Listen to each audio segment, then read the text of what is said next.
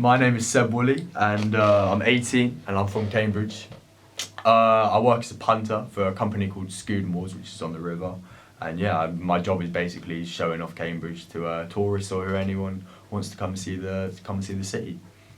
My biggest dreams and aspirations right now is I want to use the job which I'm doing now and use it in an ideal world of sales, because an aspect of my job right now is I'm a salesman, so I will be the annoying person which you see in Cambridge coming up to you saying, "Hi, do you want to go punting any river tours today?" But it's just part of my job. I'm making commission off that, so yeah, getting into an ideal world within sales is definitely the dream for me. So I became a punter because I was working at McDonald's, and no, I'm joking.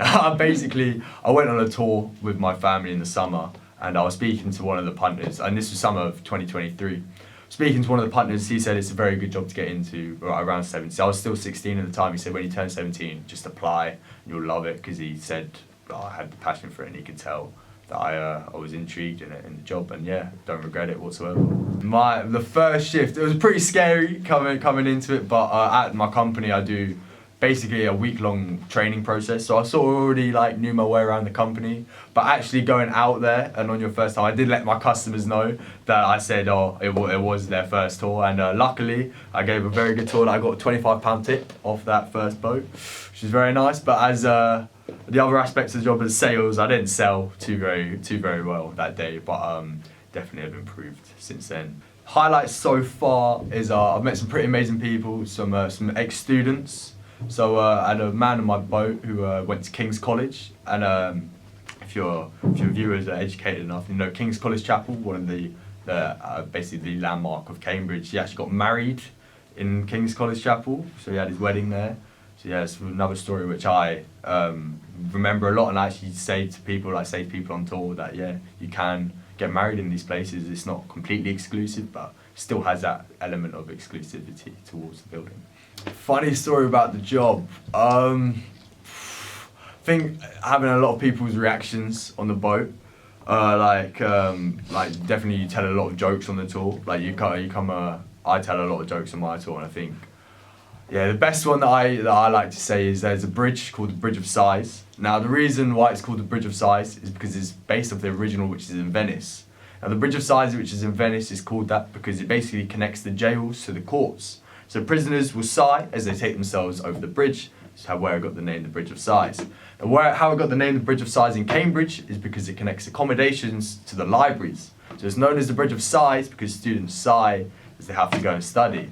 Now there's also a Bridge of Sighs in Oxford. Now the reason why we call it the Bridge of Sighs in Oxford is because the people living there sigh and they wish they're in Cambridge. And that is one of the jokes which I back out on the tour, which yeah, customers seem to like it because being from Cambridge, obviously hate Oxford. And anything that I say on tour, basically showing why Cambridge is better than Oxford. So your ideal base skills that you need is just your people skills and your customer service skills, because you are just dealing with people, and you're with the two sides. So I split it into two. You have your tour side and you have your touting side. Now touting is the act of going out and selling, or obviously trying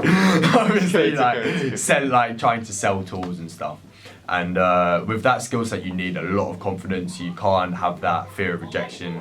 You need to be confident with your ability to sell, not really mess up, don't lowball, don't highball. And you also need to work with your competitors, as there are a lot of people on the river who will, if you don't make a sale, they will just come and snatch that up right away. So with the skill set with that, just that's the hardest skills that you need, part of the job I'd say.